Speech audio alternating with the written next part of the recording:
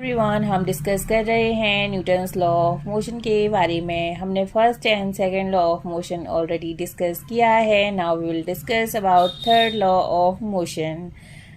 The first two law of motion tell us how an applied force changes the motion and provide us with a method of determining the force. अगर हम बात करें third law of motion की, then that when one object exert a force on another object, the second object instantaneously exert a force back on the first.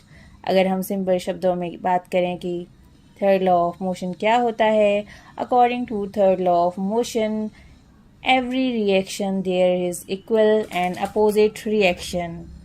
अगर हम बात करें example की, for example in the game of football, sometime we while looking at football and trying to kick it with a greater force collide with a player of opposite team.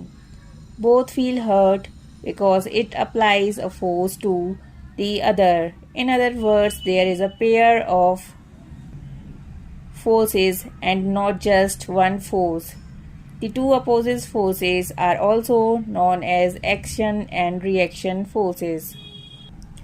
Suppose you are standing at rest and intend to start walking on a road. You must accelerate, and this requires a force in accordance with second law of motion. Which is this force?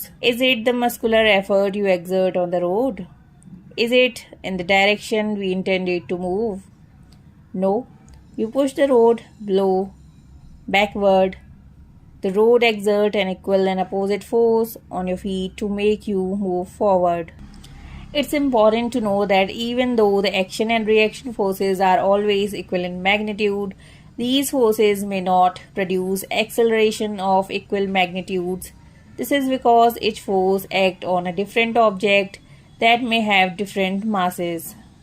When a gun fired, it exerts a forward force on the bullet. The bullet exerts an equal and opposite force on the gun.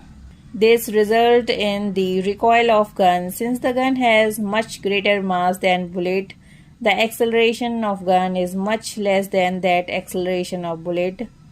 The third law of motion can also be illustrated when a sailor jumps out of the rowboat. As the sailor jumps forward, the force on the boat moves it backwards.